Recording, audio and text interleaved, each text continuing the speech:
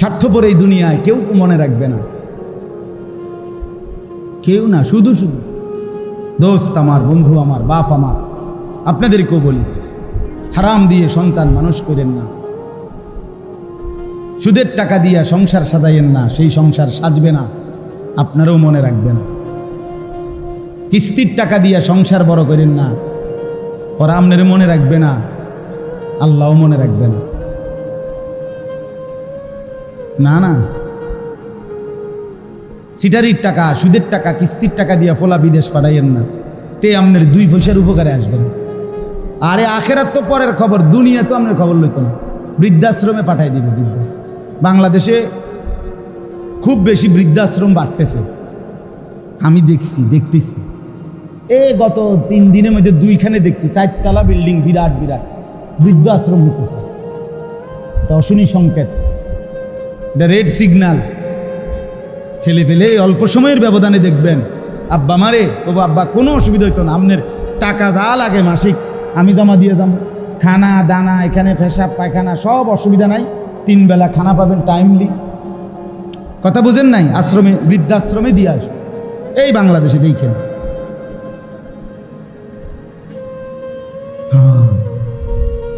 তখন বুঝবেন, তখন মনে পড়বে, হায় সন্তান, তোর জন্য আমি কত রাত বিনিদ্র কাটাইছি, তোরে বড় করতে গিয়ে আমি হালাল হারাম কিছুই বাঁচি নাই, আমার মালিকের একটা সেজদা দিবারও টাইম পাই নাই, নিজেকে ভুলে সংসার গড়তে চেষ্টা করছে। আজ আর সংসারের কেউ আমারে মনে রাখে। স্বার্থপর এই দুনিয়া। সামনের সিএনজি অ্যাক্সিডেন্ট করে 3 জন মরে গেল, পিছনের সিএনজি থামে না, সে পাশে দিয়ে চলে যায়। সামনের গাড়ি আর পুরা গাড়ি যদি মাইরা যায় মানুষ, পিছনের গাড়ি থামে না, সাইডি দিয়া জ্যাম ভাঙ্গা কাইটা আস্তে আস্তে চপ চলে যায়, কেউ থামে না। স্বার্থপর এই দুনিয়া, কেউ মনে রাখে না। দুপুরবেলা যারা তাদের মাকে বাবাকে জানাজা পড়াইয়া দাফন করছে, কানছে, ওরাও রাত্রেবেলা আসার পরে পাশের বাড়ির থেকে ভাত তরকারি রান্দাইয়ে এরা পেট ভরে ভাত খায়। হ্যাঁ, খায় না? স্বার্থপর। ওমা হাদিহিল হায়াতুদ দুনিয়া ইল্লা লাহবুন ওয়া লাইব। রব্বুল আলামিন বলে, বান্দা, দুনিয়ার জীবন তামাশার খেলাধুলা ছাড়া আর কিছু নয়। উজানির পিসা হুজুর বলতেন, বাবা, বাচ্চা যেমন মালা ঠোলা নিয়ে বিকালে খেলতে বসে, সন্ধ্যা যখন হয়ে যায়, অন্ধকার ঘনিয়ে আসে, তখন বাচ্চার মা যখন ডাক দেয়, বাচ্চা যখন মালা টোলা সব কিছু হাত দিয়া বাড়ি মাইরা ফেলে দিয়ে সব মায়ের কাছে ছুটে যায়। রব্বুল আলামিন বলে, বান্দা, 60 বছরের দৌড়ঝাঁপ, লাফালাফি আর ফালাফালি ফেলে আমি যখন ডাক দেব, মালাকুল মউত একটা টান দিয়ে তোকে আমার কাছে নিয়ে আসবে। মালা ঠোলার এই দুনিয়া চলে যাবে। জন্য যুবক বন্ধু, বাবা, আমার মুরব্বী চাচা, সবাইকে বলি, চলেন বদলে যাই, নিজেকে নিয়ে ফিকির করি। হ্যাঁ, ভাবলে ভালো। দোস্ত আমার, ভাবলে ভালো। চাচা আমার, ভাবলে ভালো। আমি ফেরিওয়ালা, আমি দিল জাগাইতে চাই, বিবেক জাগাইতে চাই। শুধুই কেবল আপনার কাছে জ্ঞানের বাহাদুরি দেখানো মাকসাদ না। ছেলেরা মহব্বত করে, আমি দেখছি আলহামদুলিল্লাহ, অনেক আগ্রহ। আল্লাহ তাআলা প্রতিটা ছেলের আগ্রহ কবুল করে নেন। ওরা ফিরতেছে ইনশাআল্লাহ, হতাশ হইয়েন না।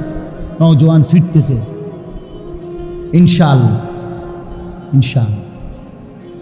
নাফরমানি যেমন বাড়ছে, ইমানদারও বাড়ছে। হতাশার কিছু নাই, হতাশ হওয়ার সুযোগও নাই। আমি অনুরোধ করছি, আমরা প্রত্যেকে এটা ইনসাফের সাথে, ওই যে আয়াত পড়লাম, আল্লাহ বলবেন, বান্দা, আমি জুলুম করি নাই, তুমি করছো। আমি হায়াত দিছি, সময় দিছি, আমি রাত দিছি, দিন দিছি, আমি সকাল দুপুর বিকেল আমি দিয়েছি। আমি সকাল না দিলে ফজর পড়বে কেমনে, এই জন্য আমি সকাল দিছি। আমি দুপুর না দিলে আমার বান্দা জোহর কেমনে পড়বে, এই জন্য আমি দুপুর বানাইছি, বিকাল বানাইছি আসর পড়তে, সন্ধ্যা বানাইছি মাগরিব পড়ার জন্য, রাত বানিয়েছি এশা তাহাজ্জুদ পড়ার জন্য। আমি তো সুযোগ দিছি বান্দা, আমি তো জুলুম করি না। আশ্চর্য কথা হইল বাপ, এই যে আয়াত পড়লাম এর পরের আয়াত হলো এই লোকটা তখন জাহান্নামী বুঝবে যে আমি সরাসরি আল্লাহর কাছে আর চাইয়া লাভ নাই, উনি আমার বিরতিও দেয় না, আমার মুখে আর হাসিও ফুটবে না। এইবার কসম খোদা জাহান্নামী অস্থির হইয়া, কোরআন শরীফে আছে জাহান্নামী তখন ওই জাহান্নামের ফেরেশতা, জাহান্নামের ফেরেশতার যিনি লিডার প্রধান, ওনার নাম হলো মালেক। কি নাম? মালেক। এই মালেক ফেরেশতাকে জাহান্নামী ডাক দিবে, ডাক দিয়া বলবে ওয়ানাদাউ ইয়া মালিক। এই যে কোরআনের আয়াত দ্বারা জাহান্নামী ডাকবে, হে মালিক, লিয়াকদি আলাইনা রাব্বুক। জাহান্নামী বলবে ফেরেশতা মালিক তুমি তোমার আল্লাহকে বলো না আমাকে একবারে শেষ করে দিতে, আমারে মেরে ফেলতে বলো, আমি আর এই যন্ত্রণায় জাহান্নামের আগুন আর সইতে পারছি না। বন্ধু আমার, এই বছর হজ্জের সফরে এইবার আরাফাতের ময়দানে, আমি তো এবার হজের থেকে আসছি 8 তারিখ, আরাফার ময়দানে হজের দিন বিশ্বাস করেন 2-4 মিনিট করে করে বাইরে দাঁড়াইছি, তাঁবুর বাইরে আকাশের নিচে, খোলা আকাশের নিচে একটু দোয়া করার জন্য। হজের দিন আরাফার দিন নবীজি খোলা আকাশের নিচে দাঁড়িয়ে দোয়া করতেন, এটা একটা আমল আর কি, সুন্নত আমল। কসম খোদার 2-3 বার দাঁড়াইছি বাইরে খোলা আকাশের নিচে, বিশ্বাস করেন মনে হয়েছে যেন আগুনের গোলা পায়ের মধ্যে মনে মারতেছে ছুড়া, এত গরম, এতটা তীব্র গরম। প্রায় 1300-র চাইতে বেশি হাজি এই বছর গরমে মারা গেছে।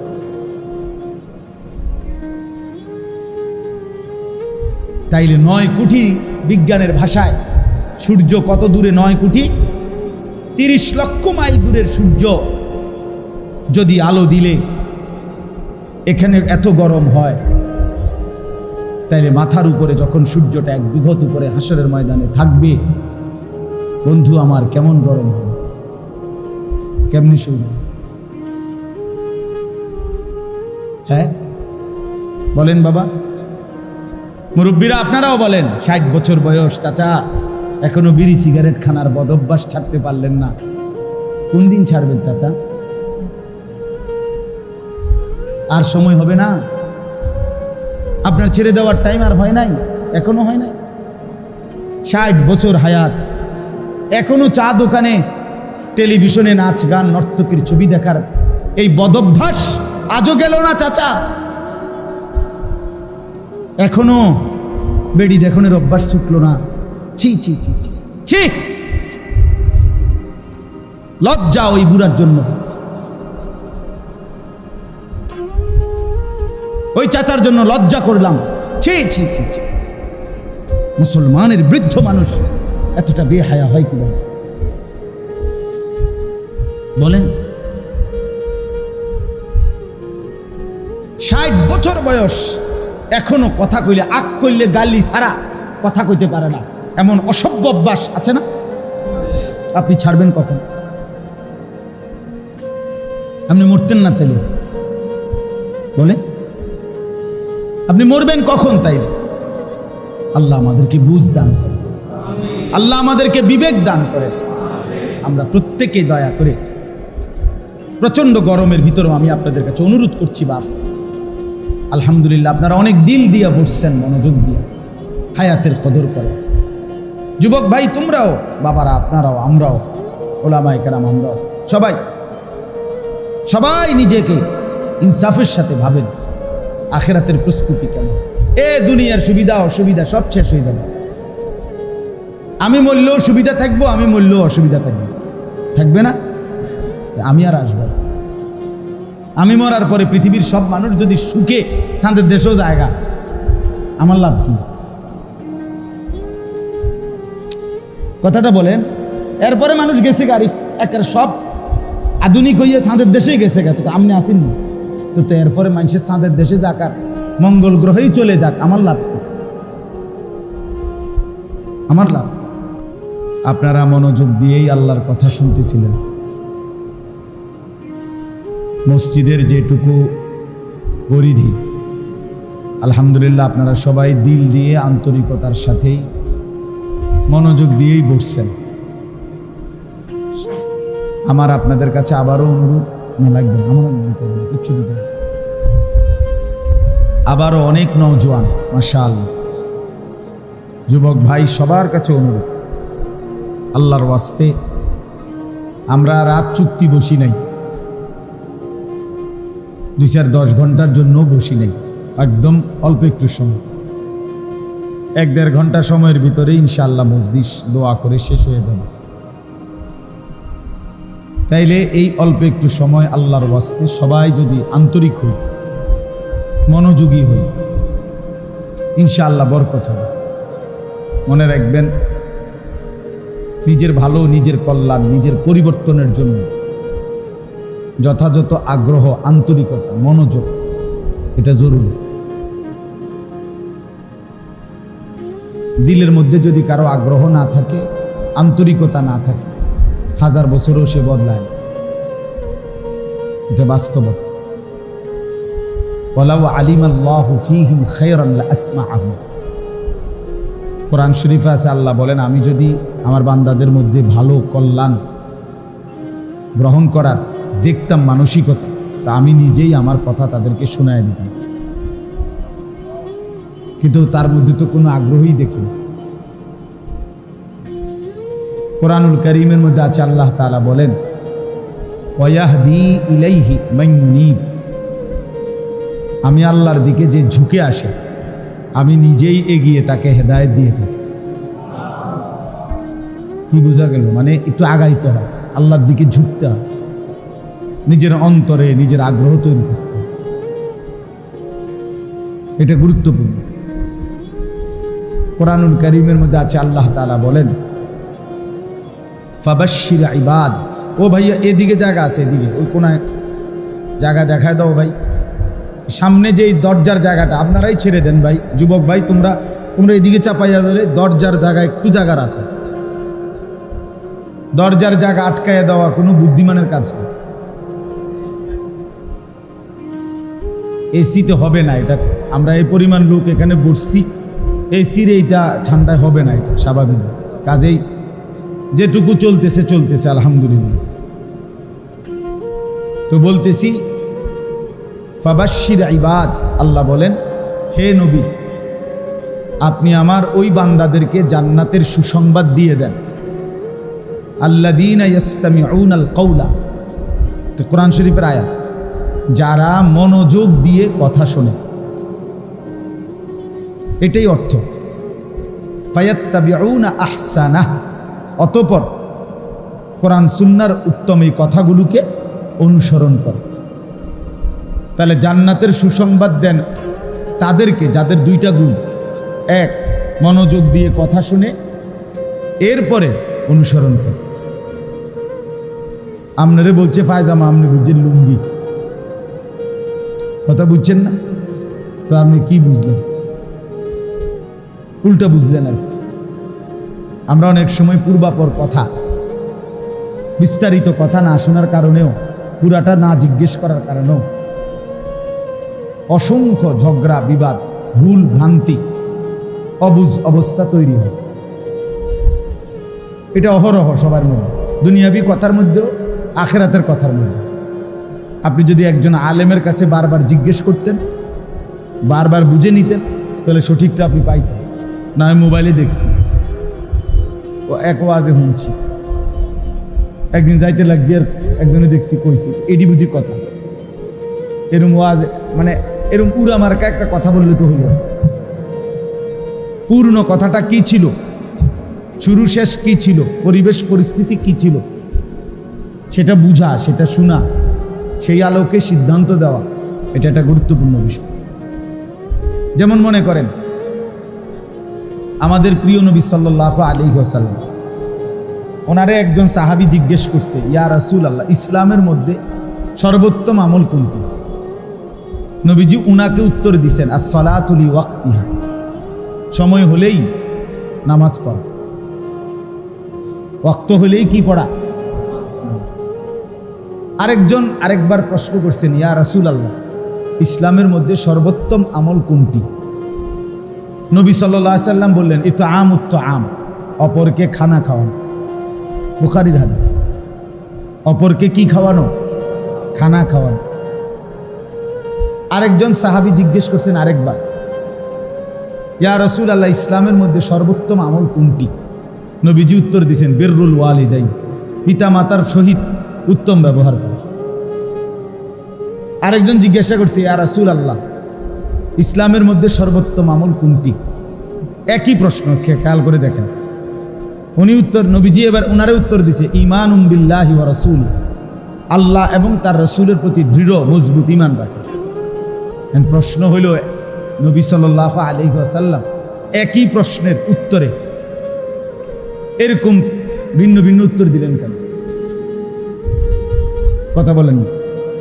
তা আপনি বলবেন আপনারই তো কথা ঠিক নেই, নাউযুবিল্লাহ, এটা বলবেন নাকি? এটাই কথা। তাহলে আপনি এটা বুঝেন, এটা কি বুঝা গেল? ব্যক্তির অবস্থা ভেদে, পরিবেশের অবস্থা ভেদে, সময়ের অবস্থা ভেদে প্রত্যেকের জন্য কথা ভিন্ন হইতে পারে।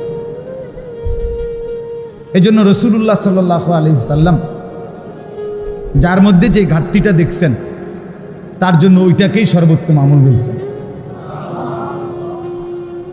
একই ডাক্তার আজকেই রুগী দেখছে, আজকে 3টা থেকে 6টা, মনে করেন উনি 10 জন রুগী দেখছে, 10 জন রুগী জ্বরের রুগী, কিন্তু আপনি প্রেসক্রিপশন মিলায় দেখেন, ডাক্তার একই, আজকেই জ্বরেরই রুগী, কিন্তু 10 জনের প্রেসক্রিপশনের ঔষধ বরাবর সেম, জীবনও হবে না। কেন হবে না? কেন? 10 জনই তো জ্বরের রুগী না। ডাক্তার সাহেব প্রথমে বয়স জিগায় কেন? কেন বয়স? আমার বয়সের দরকার, আমার জ্বর হয়েছে, আপনার জ্বরের ওষুধ, আমার বয়স দিয়ে আপনার কি দরকার? কিন্তু প্রথমে এটা লেখে কেন? বলে না এটা ওজন, বাচ্চাদের ক্ষেত্রে বিশেষ করে শিশু বিশেষজ্ঞ ডাক্তার যারা, ওয়েট মাপা ছাড়া ওষুধ দিবেই না। আমার বাচ্চা মেয়েটা ওই দিন আমি ডাক্তারের কাছে নিছি, 3 বছর পূর্ণ হয় নাই, এখন কোনোভাবেই তার ওয়েটটা মাপতে পারতেছে না, এমন চিৎকারে ওটার মধ্যে ওই যে ওয়েট মাপার মেশিনটাতেই দাঁড়াইতেছে না, ভয় পায় আর কি। আমার ছোট ছেলেও ছিল 8 বছরের। পরে আমি একবার মাপছি, বলে আব্বু দেখো, আব্বু মাপলাম। এরপরে ওরে মাপাইছি, সফওয়ান আমার ছেলেরে, বলে আব্বু তুই মাপো। তো হেরে দেখাইলাম, আরে আব্বু ও মাপছে, ভাইয়াও মাপছে। এরপরে হে এটা দেখছি, বুঝছেন নি? কিন্তু উনি কিন্তু ওষুধ লিখতেছে না, মানে কিছুই বলতেছে না। আগে কে যেমনেও কি করতে হইব, ওয়েট মাফাইতে হইব, মানে ওজন কত, এটা কি হইতে হইব, এরপরে ওষুধ দিচ্ছে। তাইলে বুঝা গেল ভাইয়া, ব্যক্তি পরিবেশ অবস্থার ভেদে সিদ্ধান্ত ভিন্ন ভিন্ন। এক নওজোয়ানকে যা বলা উচিত, এক বুড়ো মানুষকে সমান বলা উচিত না। একই আপনি এক যুবক বলল যে হুজুর আমি রাত্রিবেলা নামাজ পড়তে চাই, তাহাজ্জুদ, কয় রাকাত পড়লে ভালো হয়? আমি যদি তারে বলি 40 রাকাত, সে পারবে, যুবক পারবে, কিন্তু মুরব্বীর জন্য কষ্ট হয়ে যাবে। ঠিকই না বলেন? চাচার বয়সী 60, ওনারে আমার যদি এক সেম চাপায় দেয়, কষ্ট হয়ে যাবে বিষয়। কথার কথায় বললাম আমি। এরকম হযরত আবু বকর সিদ্দিক রাদিয়াল্লাহু তাআলা আনহু, যিনি ইসলামের প্রথম খলিফা, উনি যখন প্রথম খলিফা হয়েছেন, তখন সাহাবীদের সিদ্ধান্ত হয়েছে যে কোরআন শরীফ, কোরআনুল কারীম, পুরা কোরআন নবীজি সাল্লাল্লাহু আলাইহি সাল্লামের জামানায়, নবীজির 23 বছরে কোরআন শরীফের প্রত্যেক আয়াত অক্ষর লেখা হয়েছে, নবীজি লেখাইছেন কাউকে না কাউকে দিয়ে।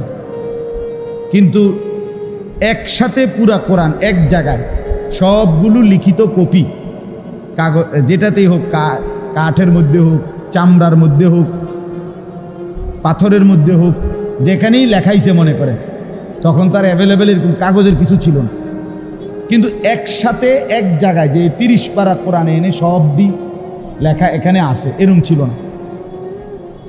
ও সাহাবীদের কাছেই কারো কাছে 2 আয়াত, কারো কাছে 10 আয়াত, কারো কাছে 1 সূরা, যার কাছে যে দূর পারছে ছিল। বুঝছেন নি? নবীজির জামানা পর্যন্ত ছিল এরকম। নবীজি সাল্লাল্লাহু আলাইহি সাল্লামের ইন্তেকালের পরে প্রথম খলিফা আবু বকর সিদ্দিক রাদিয়াল্লাহু তাআলা আনহুর জামানায় সিদ্ধান্ত হয়েছে যে এই লক্ষ লক্ষ সাহাবী সকলের কাছ থেকে যার কাছে লিখিত যা আছে সব একত্র করে প্রত্যেকটা যাচাই বাছাই করে আবার একাধিক জনের মুখস্থর সাথে মিলাইয়া পূর্ণ পরীক্ষা নিরীক্ষা করে পুরা কোরআন একসাথ করা হোক। বুঝছেন? এটা একটা কি হয়েছে মনে করেন রাষ্ট্রীয় সিদ্ধান্ত হয়েছে। হযরত আবু বকর সিদ্দিক রাদিয়াল্লাহু তাআলা আনহু উনি অনুমোদন দিয়েছেন খলিফা।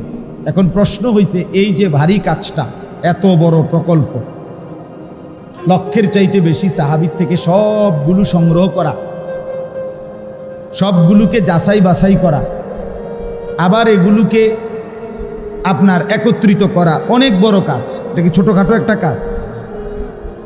একটা রোড স্যাংশন হইলে এইটা আপনার কন্ট্রাক্টর পর্যন্ত কাম শুরু হন পর্যন্ত কত ফাইল, কত সিস্টেম, কত কিছু ঘুরাই, ঠিক না? বলে নাকি বস্তাত করে টাকা আইনে এটা শুরু করে দেয়। অনেক কিছুর প্রসেসিং পরে গিয়ে এটা কি হয়, কাজটা শুরু হয়। এখন সাহাবায়ে কেরামের মধ্যে এই মশওয়ারায় সিদ্ধান্ত হচ্ছিল যে এই কাজটা কে করবে, মানে মেন দায়িত্বটা কার, এই কোরআন সংকলনের কাজটা কে করবে? এত বড় কোরআন, এত বড় কাজ। হযরত আবু বকর সিদ্দিক রাদিয়াল্লাহু তাআলা আনহু তখন ওই নবীজির জামানায় যারা যারা কোরআন শরীফ লিখত, মানে নবীজি লেখাইতেন যা করে দিয়া, এর মধ্যে সবচেয়ে বেশি লেখছেন যিনি, তিনি ছিলেন সবচেয়ে কম বয়সী, লেখছেন বেশি, হযরত যায়েদ ইবনে সাবিত রাদিয়াল্লাহু তাআলা আনহু।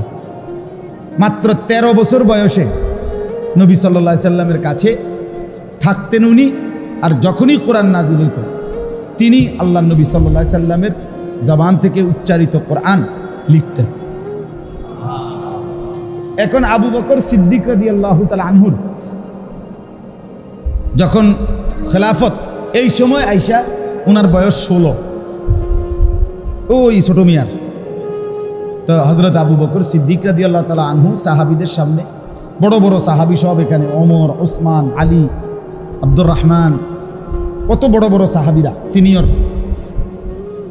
সবার সামনে উনি প্রস্তাব দিলেন যে এই কোরআন সংকলনের এই ভারী কাজ, এই বিশাল প্রকল্পটা, এটার প্রথম জিম্মাদার, মেন দায়িত্বশীল দেওয়া হোক আমার প্রস্তাব এই 16 বছরের যায়েদ ইবনে সাবিতকে, এই নওজোয়ানকে দেওয়া।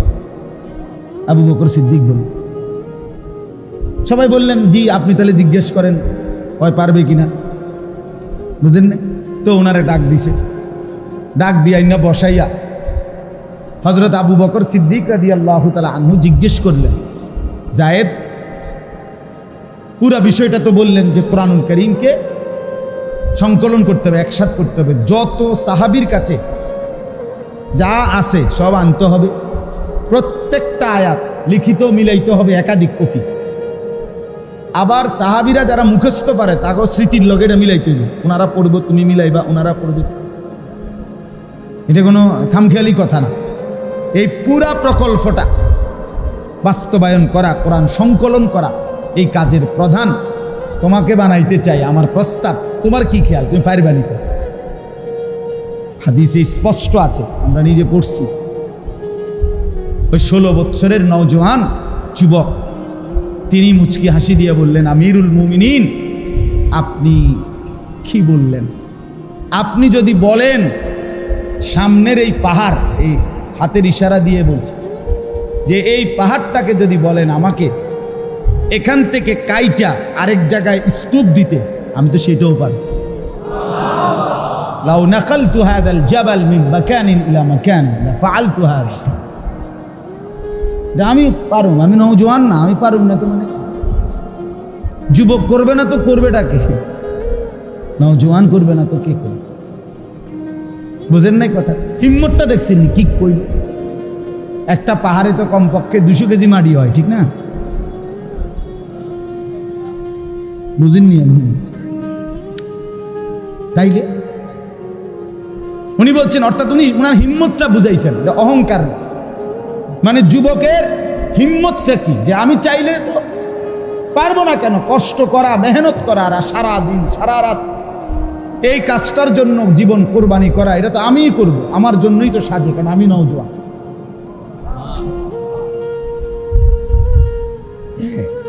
যুবকের মধ্যে অসম্ভব শক্তি। নওজোয়ান গড়লেও দারুণ গড়তে পারে, নষ্ট করিলেও একদম নষ্ট করে দিতে পারে, পচলে একদম পচা যায়। আর যদি সাজায়া জরে নিজেকে, আল্লাহর আরশের নিচে ছায়া পায়। নবী সাল্লাল্লাহু আলাইহি সাল্লাম বলেছেন, হ্যাঁ, 7 ধরনের ব্যক্তি আল্লাহর আরশের নিচে জায়গা পাবে হাসরের ময়দান। তার মধ্যে 7 ধরনের মধ্যে 2টাই যুবক।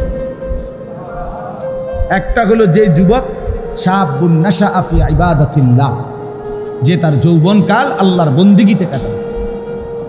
2 রাজুলুন দাআতহু ইমরাআতুন যাতু মানসাবিন ওয়া জামালিন ফাকালা ইন্নী আখাফুল্লাহ। ওই যুবক, ওই পুরুষ, ওই সামর্থ্যবান যুবক যাকে সুন্দরী, রূপসী, বংশিয়া, বংশেও বড়, চেহারা সুরত, রূপে গুণেও সুন্দর, এমন সুন্দরী বংশিয়া নারী মেয়ে তাকে জিনা ব্যভিচার, অবৈধ প্রেম ভালোবাসার দিকে ডাকছে। আর সেই যুবক, সেই পুরুষ উচ্চ কণ্ঠে বলে উঠছে, না, আমি আল্লাহকে ভয় করি। আল্লাহর নবী সাল্লাল্লাহু আলাইহি সাল্লাম বলেন, আল্লাহ তাআলা সাথে সাথে আরশে আজিম থেকে ঘোষণা করে, যুবক, আমি তোকে আমার পাশে বসতে দেব, হাসরের ময়দানে তুমি আমার পাশে বসো, আমার আরশের ছায়ায় বসো। এই একজন বিশ্ববিখ্যাত বুজুর্গ ছিলেন হযরত মালিক ইবনে দিনার রাহমাতুল্লাহি আলাইহি। উনি বলতেন, ইন্নামাল খায়রু ফিশ শাবাব, কল্যাণ, সমৃদ্ধি, খায়ের, যত কিছু সব যুবকের মধ্যে, যৌবনের মধ্যে, যৌবনের মধ্যে। এই জন্য নওজোয়ান ভাই আমার, কাজে লাগাইলেও এটাই হায়াত, নষ্ট করে দিলেও এটাই হায়াত। এই রাতও আর ফিরবে না, দিনও আর ফিরবে। 24শে জুলাই 2024 রোজ বুধবার, পৃথিবীতে আর কোনো দিন এই শিরোনাম হবে না। হবে কি? আগামী বছর 24শে জুলাই হবে, কিন্তু সেটা 25 সাল। আগামী সপ্তাহে বুধবার আসবে, কিন্তু সেটা 24 তারিখ না। হুবহু এই শিরোনাম আর হবে না। হবে? আর হবে না। কোনো রাত আর ফিরে না, কোনো দিন আর ফিরে না, কোনো ঘন্টা আর ফিরে না, কোনো সেকেন্ড আর ফিরে না। ইউকাল্লিবুল্লাহুল লাইলা ওয়ান নাহার, আল্লাহ বলেন, আমি রাত্র দিন পরিবর্তন করে থাকি। হুয়াল্লাযী জাআলাল লাইলা ওয়ান নাহারা খিলফাতান, আল্লাহ বলে, রাত আমি বানাই, দিন আমি বানাই, খিলফাতান, পর্যায়ক্রমে, বাই সিরিয়াল, বাই রোটেশন। একবার রাত, একবার দিন, একবার রাত, একবার দিন। এই যে রাত দিন, রাত দিন, রাত দিন, আল্লাহ বলে, এটা আমি বানাই। কে বানায় বলে? আর ফিরবে, আর ফিরবে না। বন্ধু আমার, বাপ আমার, গরম লাগুক, শীত লাগুক, সর্বাবস্থায় এটা মনে রাখতে হবে। এই হায়াত, এই সময়, এই জিন্দিগি, এই ক্ষণ, এই মুহূর্ত আর আসবে না। আমার কাছে কিতাব আছে আরবি, ইমাম ইবনু রজব হাম্বলি রাহমাতুল্লাহ আলাইহির কিতাব লাতাইফুল মাআরিফ, কিতাবের মধ্যে উনি বলছে, প্রতিটা দিন পৃথিবীবাসীকে ডাক দিয়ে বলে, হে জগৎবাসী, আমি শুধু আজকের জন্যই এসেছি, আমি আর কোনো দিন এই পৃথিবীতে ফিরবো না। আল্লাহর বান্দা, আমারে নষ্ট করো না, কাজে লাগো। কসম করে প্রতিটা রাত সন্ধ্যা যখন আসে, আবার ডেকে বলে, হে আল্লাহর বান্দা, আমি রাত আজকের জন্যই এসেছি, আর আসবো না, আমারে নষ্ট করো না, কাজে লাগাই, কাজে লাগাই। ওয়ালতানজুর নাফসুম মা কদ্দামাত লিগাদ। আল্লাহ বলছে প্রত্যেকে খেয়াল করো আজকে তুমি আগামীকাল কিয়ামতের জন্য কি পাঠাইছো। এটা কোরআনের আয়াত, সূরা হাশরের মধ্যে আছে। আজকে খেয়াল করো, রাত একটু পরে আমরা সবাই ঘুমায় যাব, চোখ মেললেই ভোর হয়ে যাবে, তার মানে আজকের জন্য শেষ, হিসাব মিলায়ও। আল্লাহ বলছে ওয়ালতানজুর নাফসুন, প্রত্যেকেই খেয়াল করো মা কদ্দামাত লিগাদ, আগামীকাল কিয়ামতের জন্য আজ কি পাঠিয়েছ, কি পাঠিয়েছ। নওজোয়ান বন্ধু আমার, দুনিয়া কখনো রাত, কখনো দিন, কখনো আলো, কখনো অন্ধকার, কখনো সুখ, কখনো বেদনা, কখনো আনন্দ, কখনো অস্থিরতা, কখনো পেরেশানি, এমনি এমনি পার হয়ে যায়, পার হয়ে যায়। এখানে আলো আছে তো অন্ধকারও আছে, এখানে রোদ আছে তো বৃষ্টিও আছে, এখানে কেউ হাসে তো একটু পরে কাঁদে, এখানে আনন্দ তো বেদনাও আছে। কিন্তু খোদার কসম, আখিরাতে হাসরের ময়দানে কবর থেকে একবার যে হাসবে সে আর কাঁদবে না, একবার যে কাঁদবে সে আর হাসবে না।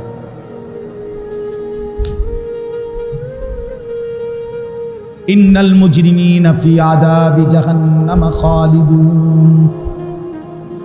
কোরআনুল কারীমে আল্লাহ বলেন নিশ্চয়ই পাপী নাফরমান জাহান্নামের আযাবেই থাকবে চিরস্থায়ী।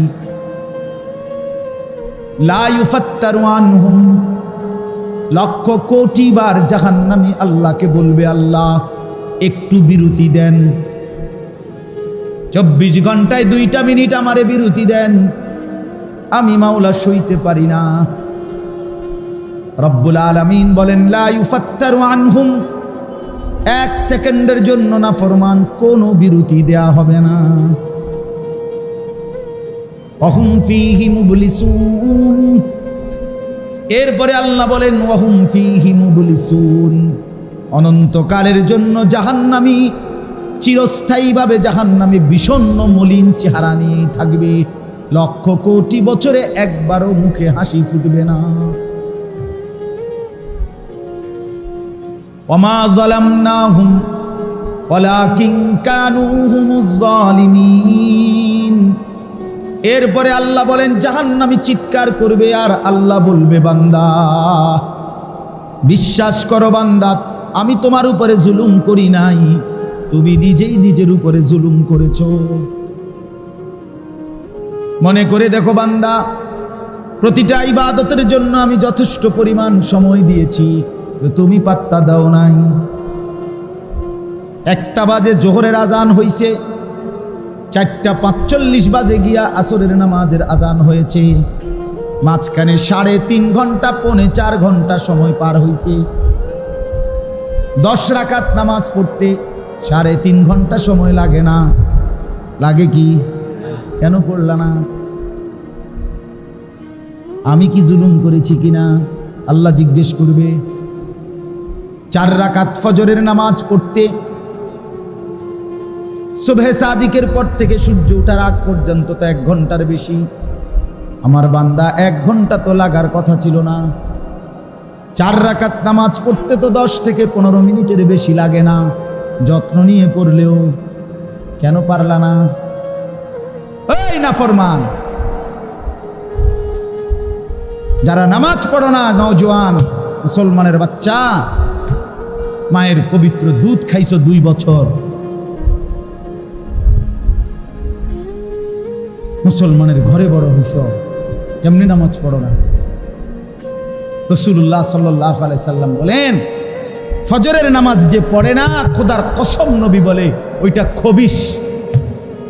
বেটা তুই খবিশ, খবিশ, খবিশ বেটা, যে ফজরের নামাজ পড়ে, এটা খবিশ, অপদার্থ, এটা কাসলান, এটা অলস, অপদার্থ, ধ্বজভঙ্গ, এটা ফালতু। রাসূলুল্লাহ বলছে খবিশ বেটা তুই। আর নবীজি বলছে খবিশ থাকে বাথরুম। খবিশ থাকে কোথায় হুজুর? বাথরুম। এজন্য নবীজি বাথরুমে ঢুকতে, পেশাব পায়খানায় ঢুকতে দোয়া পড়তেন কি? আল্লাহুম্মা ইন্নী আউযু বিকা মিনাল খুবুসি ওয়াল খাবাইস। অর্থ আল্লাহ খবিশ থেকে পানাহ চাই, এটার অর্থ এটাই। ফজরের নামাজ যে পড়ে না সে খবিস, ফজরের নামাজ যে পড়ে না সে কাসলান অলস, ফজরের নামাজ যে পড়ে না, আল্লাহর নবী বলেন যাকা রাজুলুম বালা শাইতানু ফি উদুনাইহি, এটা এমন ফালতু লোক শয়তান যার দুইটা কানে মুত্তা দিছে। নবী বলছে কেডা মুতছে চাচা? শয়তান। তোর কানে শয়তানে মুতছে, শয়তান। শয়তান তালিবাস অন্ত্যেষ্টিয় তো আকার তা দৈন্তান্ন, শয়তান তোর দুই কানে মুতছে। বেনামাজি দাঁড় করাই, এখন দাঁড় করাই, চেহারা দেখলেই তো বোঝা যায়। বেনামাজির চেহারা তো দয়া মায়াহীন, নির্দয়, পাষাণ, নির্লজ্জ, বেহায়া, বেশরম, অসভ্য, গাদ্দার। বেনামাজি গাদ্দার, গাদ্দার, গাদ্দার, গাদ্দার। এটা ছোটখাটো গাদ্দার না। এ কোনো মেম্বার চেয়ারম্যানের লগে গাদ্দারামি করে না, এ কোনো এমপি মন্ত্রীর লগে গাদ্দারামি করতে, এই আরশে আজিমের মালিকের সাথে গাদ্দারামি করে। তার চাইতে বড় বেয়াদব আর কেউ হইতে পারে না। আপনি কার লগে তারামি করে আপনি বুঝিনি, কথা বলেন না। যে নামাজ পড়ে না সে কার লগে তারামিটা করতেছে? ইমাম সাহেবের লগে। তো তার মতো কি সে ছোটখাটো বেয়াদব? কি ছোটখাটো ঘাউরা? একটা আসার দিব বেটা, ফেরেশতা একটা আসার দিব। কোরআন শরীফে আছে দোস্ত, রব্বুল আলামিন হাসরের ময়দানে নাফরমানকে বলবে, ফেরেশতাকে ডাক দিয়ে খুজুহু ফাগুল্লু, আল্লাহ বলবে ফেরেশতা তারে ধর, তারে শক্ত করে বেঁধে ফেল। কোরআন শরীফের আয়াত, তারে বাঁধে। আল্লাহর কসম বন্ধু, আমি নিজে তাফসীরে পড়ছি। আল্লাহ যখন জাহান্নামী নাফরমানকে বলবে ফেরেশতাকে যে ওরে বাঁধে হাসরের মাঠে, তো এই দুনিয়ার বাঁধ দুই রকমের। একটা হলো রশি দিয়ে এমনি বাঁধ দিছে, আরেকটা হইল কেউ অ্যাক্সিডেন্ট করলে সেলাই দিয়ে যেভাবে বাঁধ দেয়, সুই দিয়া হাড্ডি গোস্ত সহ ঢুকায়া ঢুকায়া যেরকম সুতার বাঁধ দেয়, এটা দেখছেন নি? বাঁধ সেলাই দেয়, যে ব্যান্ডেজ করে, যে কসম খুদার তাফসীরের মধ্যে আছে ফেরেশতা তাকে গোস্ত হাড্ডি সহ এইভাবে সেলাই করে করে বাঁধবে। খুজুহু ফাগুল্লু, আল্লাহ বলবেন তারে ধর, তারে বাঁধি। এবার ফেরেশতা বলবে আল্লাহ বেঁধে ফেলেছি, এবার কি করব? আল্লাহ বলেন সুম্মাল জাহিমা সাল্লু, ওরে জাহান্নামে ফেলে দে। মার লাথি, মার, ত্রাম করে লাথি দে তারে। একটা লাথি মারবি যাতে এক লাথির লগে জাহান্নামে গিয়া। মাতবুরি বাদ দুগে খাইয়া এক একজন ছোলা পানির চেহারা, বাবা বাহ, মোবাইল একখান চালায় হেবাটা, এই আর কোনো কিছু না। সারাদিন বইবে মোবাইল টিপে, বেড়ি চায়, নর্তকী দেখে, উলঙ্গ ছবি দেখে, কখনো খাড়াইয়া মতে, কখনো বইয়া মতে, কখনো আটতে আটতে মতে। মানুষের মাইয়া দেখলে, বেড়ি দেখলে ফিসে ফিসে শীষ মারে, নিজেরা অসভ্য কথাবার্তা বলে, আর কি তাফালিং করে, খালাস। এটাই জীবন মিয়া। এত ফালতু বুঝি মানুষের জীবন হয় বেটা। আজকে যে 5 দিন 6 দিন নেট বন্ধ, তো এখন কেমনে চলো? ওই যুবক, কষ্ট হয় না? আমার তো খুব চিন্তা লাগে। আরে ভোলা পান কি কষ্টে জানি আছে রে। আহারে, যে সারা রাত উলঙ্গ ছবি দেখে তার কলজাটা কেমনে যে বিষ খাইছে না, এটাও তো কথা। তে তো বাসের তলে মরে যাওয়ার কথা। নেট নাই তো, কথা বোঝেন না। হে দেখবো কি? হে দেখবে কি? সপ্তাহখানিক আরো থাকলে, নেট না থাকলে বড় বড় মোবাইল দিয়ে ছেলে পেলে দেখবেন কটকুটি খাবে। কটকুটি বোঝেন না? বাঙ্গারি মাল বেছে যেখানে কটকুটি দেয়। হায় মুসলমানের বাচ্চা, মুসলমানের ভাই, হায়াতের কদর করে। স্বার্থপর এই দুনিয়ায় কেউ মনে রাখবে না, কেউ না। শুধু শুধু দোস্ত আমার, বন্ধু আমার, বাপ আমার, আপনাদেরকেও বলি, হারাম দিয়ে সন্তান মানুষ করেন না। সুদের টাকা দিয়া সংসার সাজাইয়েন না, সেই সংসার সাজবে না, আপনারাও মনে রাখবেন।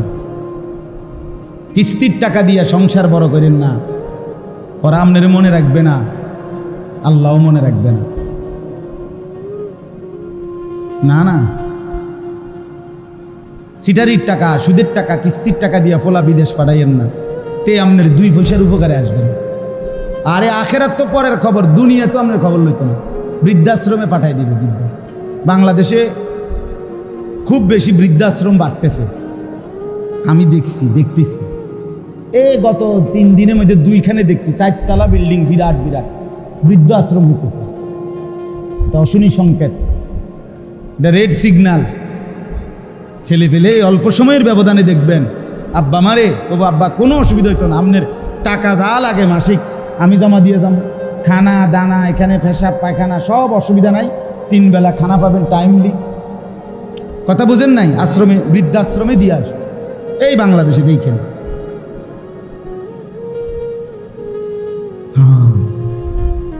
তখন বুঝবেন, তখন মনে পড়বে, হায় সন্তান, তোর জন্য আমি কত রাত বিনিদ্র কাটাইছি, তোরে বড় করতে গিয়ে আমি হালাল হারাম কিছুই বাঁচি নাই, আমার মালিকের একটা সেজদা দিবারও টাইম পাই নাই, নিজেকে ভুলে সংসার গড়তে চেষ্টা করছে। আজ আর সংসারের কেউ আমার মনে রাখে। স্বার্থপর এই দুনিয়া। সামনের সিএনজি অ্যাক্সিডেন্ট করে 3 জন মরে গেল, পিছনের সিএনজি থামে না, সে পাশে দিয়ে চলে যায়। সামনের গাড়ি আর পুরা গাড়ি যদি মাইরা যায় মানুষ, পিছনের গাড়ি থামে না, সাইডি দিয়া জ্যাম ভাঙ্গা কাইটা আস্তে আস্তে চপ চলে যায়, কেউ থামে না। স্বার্থপর এই দুনিয়া, কেউ মনে রাখে না। দুপুরবেলা যারা তাদের মাকে বাবাকে জানাজা পড়াইয়া দাফন করছে, কানছে, ওরাও রাত্রেবেলা আসার পরে পাশের বাড়ির থেকে ভাত তরকারি রান্দাইয়ে এরা পেট ভরে ভাত খায়। হ্যাঁ, খায় না? স্বার্থপর। ওমা হাদিহিল হায়াতুদ দুনিয়া ইল্লা লাহবুন ওয়া লাইব। রব্বুল আলামিন বলে, বান্দা, দুনিয়ার জীবন তামাশার খেলাধুলা ছাড়া আর কিছু নয়।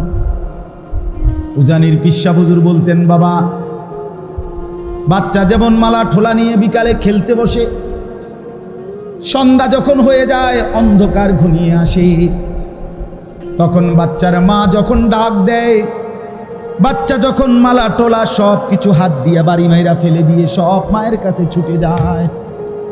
রব্বুল আলামিন বলে, বান্দা, 60 বছরের দৌড়ঝাঁপ, লাফালাফি আর ফালাফালি ফেলে আমি যখন ডাক দেব, মালাকুল মউত একটা টান দিয়ে তোকে আমার কাছে নিয়ে আসবে। মালা ঠোলার এই দুনিয়া চলে যাবে। জন্য যুবক বন্ধু, বাবা, আমার মুরব্বী চাচা, সবাইকে বলি, চলেন বদলে যাই, নিজেকে নিয়ে ফিকির করি। হ্যাঁ, ভাবলে ভালো দোস্ত আমার, ভাবলে ভালো চাচা আমার, ভাবলে ভালো। আমি ফেরিওয়ালা, আমি দিল জাগাইতে চাই, বিবেক জাগাইতে চাই। শুধুই কেবল আপনার কাছে জ্ঞানের বাহাদুরি দেখানো মাকসাদ না। ছেলেরা মহব্বত করে, আমি দেখছি আলহামদুলিল্লাহ অনেক আগ্রহ। আল্লাহ তাআলা প্রতিটা ছেলের আগ্রহ কবুল করে নেন। ওরা ফিরতেছে ইনশাআল্লাহ, হতাশ হইয়েন না, নওজোয়ান ফিরতেছে ইনশাআল্লাহ। ইনশাআল্লাহ নাফরমানি যেমন বাড়ছে, ইমানদারও বাড়ছে। হতাশার কিছু নাই, হতাশ হওয়ার সুযোগও নাই। আমি অনুরোধ করছি, আমরা প্রত্যেকে এটা ইনসাফের সাথে, ওই যে আয়াত পড়লাম, আল্লাহ বলবেন, বান্দা, আমি জুলুম করি নাই, তুমি করছো। আমি হায়াত দিছি, সময় দিছি, আমি রাত দিছি, দিন দিছি, আমি সকাল দুপুর বিকেল আমি দিয়েছি। আমি সকাল না দিলে ফজর পড়বে কেমনে, এই জন্য আমি সকাল দিছি। আমি দুপুর না দিলে আমার বান্দা জোহর কেমনে পড়বে, এই জন্য আমি দুপুর বানাইছি, বিকাল বানাইছি আসর পড়তে, সন্ধ্যা বানাইছি মাগরিব পড়ার জন্য, রাত বানিয়েছি এশা তাহাজ্জুদ পড়ার জন্য। আমি তো সুযোগ দিছি বান্দা, আমি তো জুলুম করি না। আশ্চর্য কথা হইল বাপ, এই যে আয়াত পড়লাম এর পরের আয়াত হলো এই লোকটা তখন জাহান্নামী বুঝবে যে আমি সরাসরি আল্লাহর কাছে আর চাইয়া লাভ নাই, উনি আমার বিরতিও দেয় না, আমার মুখে আর হাসিও ফুটবে না। এইবার কসম খোদার জাহান্নামী অস্থির হইয়া, কোরআন শরীফে আছে জাহান্নামী তখন ওই জাহান্নামের ফেরেশতা, জাহান্নামের ফেরেশতার যিনি লিডার প্রধান, ওনার নাম হলো মালেক। কি নাম? মালেক। এই মালেক ফেরেশতাকে জাহান্নামী ডাক দিবে, ডাক দিয়া বলবে ওয়ানাদাউ ইয়া মালিক। এই যে কোরআনের আয়াত দ্বারা জাহান্নামী ডাকবে, হে মালিক, লিয়াকদি আলাইনা রাব্বুক। জাহান্নামী বলবে ফেরেশতা মালিক তুমি তোমার আল্লাহকে বলো না আমাকে একবারে শেষ করে দিতে, আমারে মেরে ফেলতে বলো, আমি আর এই যন্ত্রণায় জাহান্নামের আগুন আর সইতে পারছি না।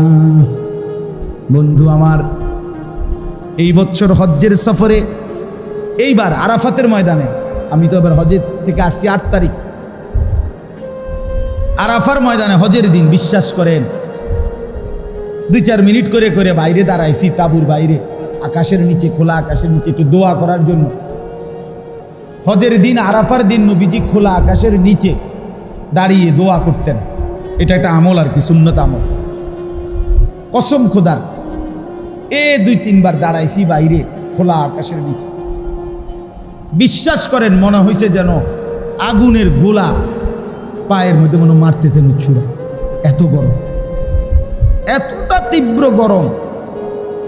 প্রায় 1300-র চাইতে বেশি হাজি এই বছর গরমে মারা গেছে।